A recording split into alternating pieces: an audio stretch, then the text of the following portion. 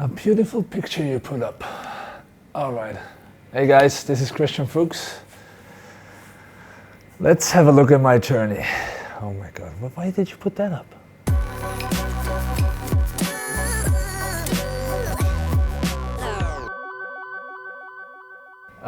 It's the club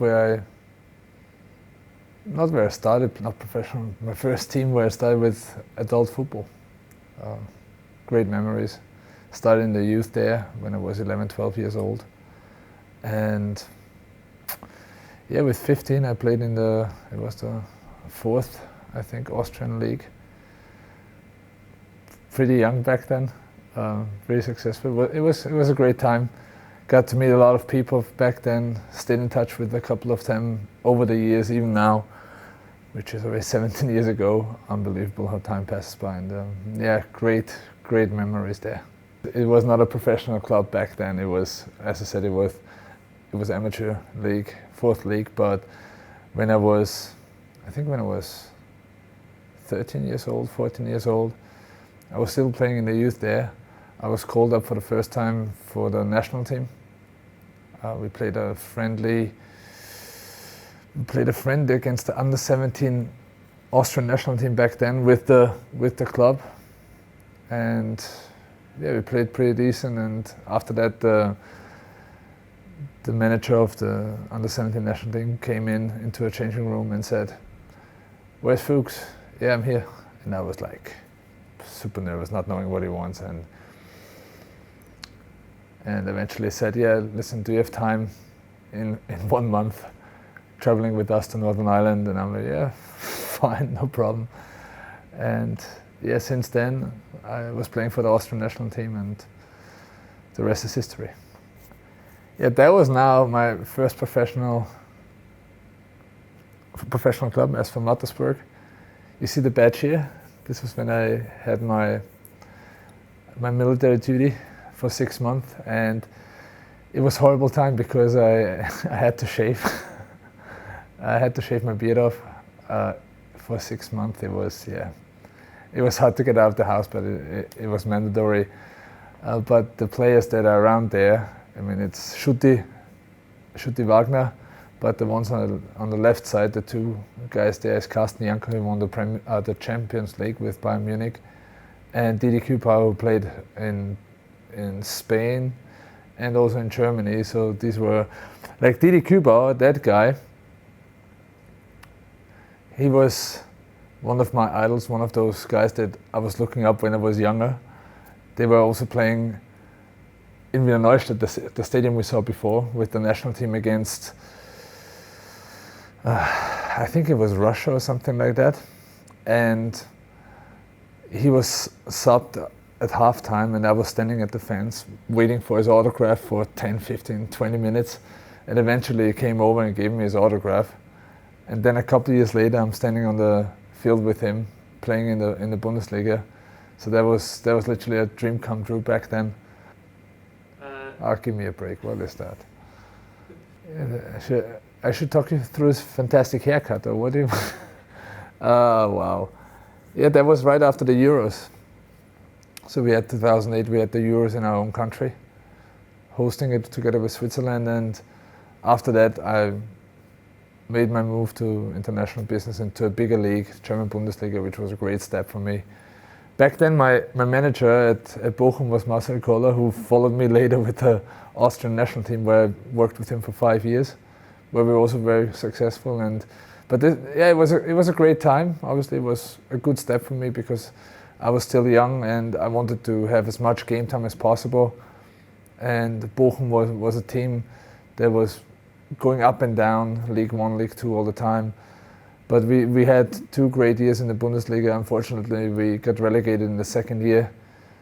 But again, great memories, like with all the teams that I worked for, played for.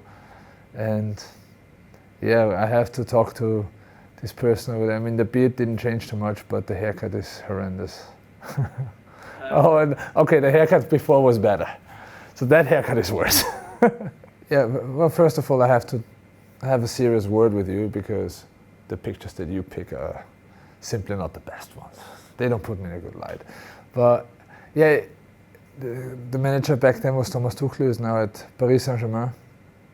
It was an outstanding season. I was there for 1 year only. I was on loan from Bochum to Mainz. It was the best season that Mainz ever had in the history. So we ended up on 5th spot, qualified for Europa League back then already. It was a similar feeling to when we won the Premier League with Leicester. Obviously we didn't win the Bundesliga, but we were on a roll. We won the first 7 games in the season. Just got beaten by Hamburg at a home game. That would have been the record for the Bundesliga back then if you win the 8th game. But then we built up on that and we literally had a great team spirit with a great manager, one of the best managers I've ever had.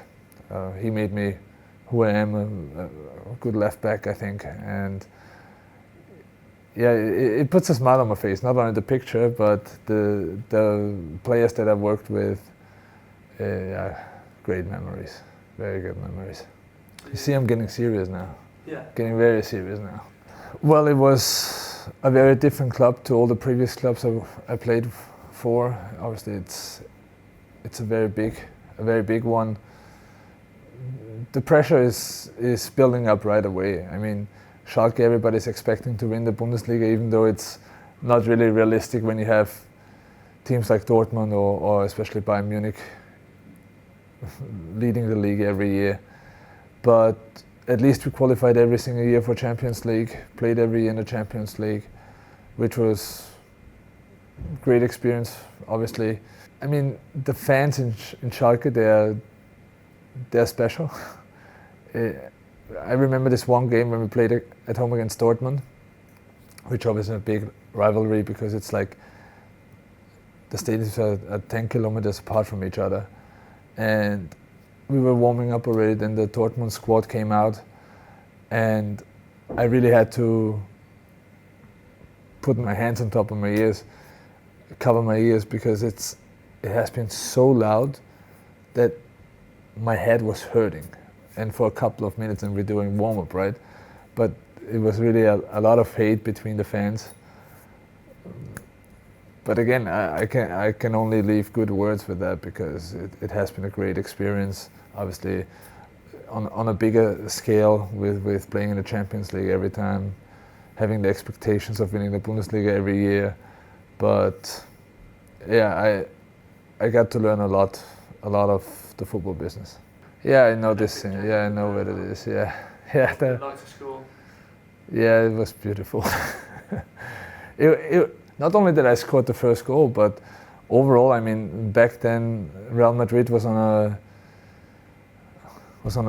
20-game streak, not losing at home, and then this team Schalke is coming, who's simply really batting them and winning 4-3, and we almost scored a 5th goal because we lost at home 2-0. And if we scored this 5th goal, one more goal, then we would have kicked out Real Madrid. So that was really a historic game overall, but especially for those players that played those 90 minutes. In terms of players, I mean, Leroy Sané played back then with me, who scored a goal there. I think he was then 17 years old, big talent. I saw it right away. But yeah, it's nice when the ball went in when I scored that goal. That's definitely one of my favorite goals. Here we go, yeah. I mean, what you knew obviously was the Great Escape that traveled around the world, I think. What Leicester achieved that season was already outstanding with the streak that they had in the last 10 games. And yeah, my aim at some point was always to play in the Premier League, which obviously a dream came true then. It kind of fit because my name, not too many know that Fuchs means fox, and you see at the crest that obviously the logo is a fox, so that kind of is a great fit. And I mean, nobody could expect then what we went on to the same season. Claudio Ranieri left me out of the squad for the first 7-8 games, I think it was. I just waited for my chance, and I wanted to do my best, give my best when the chance was there. And it was obviously that game against Norwich, where I started for the first time, and I didn't leave the starting 11 then. Unfortunately, he didn't make the Golden Boot, or the top scorer that season. It was Harry Kane, I believe. But he made that streak of 11 consecutive goals. I remember who gave the assist, right? We all do. He played a big part, but I need to say that the whole team, it was a team success, where obviously you have players standing out that are in the headlights all the time and score goals or give assists. But it was a big team effort from the whole squad, from everybody who was in the team. Not only always the starting 11. Whenever there was somebody that needed to be replaced, the guy that jumped in gave his best to fill the gap, and that's how, with the great team spirit that we had, that's how the success was possible. Yeah, it was a good game. It was a good game. I mean, you don't go there too often and take 3 points home. It's very difficult. But the way we performed and we were on a roll. I mean, everything we did worked out, and everything felt so easy, with a lot of confidence, obviously. But that was a really good game from us. We really didn't give Man City any chance. We also started off very well with early goals from Robert Huth. He was a goal machine that season as well. And yeah, this was the third goal. I think he got stuck with his knee celebrating back then. But yeah, nice one. I think that was the thing that Claudio put in our heads all the time, that only think about the next game. That's the only thing we can affect. Nothing else really matters, and that's how we thought throughout the whole season. We knew we were playing well and we were doing well, but nobody thought what could be. That doesn't mean we didn't want to, right? But we took it game by game, and we did well. Well, we had 3 losses. 2 were against Arsenal, and 1 was Liverpool away with a 1-0. Yeah, I mean, I remember that the guys in red were celebrating after that game like crazy, and we were just digging in and trying to focus on the next game. Obviously, something like that hurts, especially when you win. I think it was after 90. I think it was 92nd minute or so. But yeah, listen, we back then at that game we didn't expect to win the Premier League anyway. So we just moved on and gave our best in the next game. And I believe after that it took us a long time to lose again. So we had expectations on ourselves that we want to win every game. That's the mentality that we approach every game also now.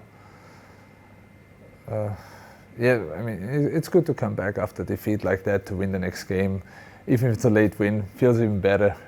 Feels like candy, tastes like candy, sweet like candy.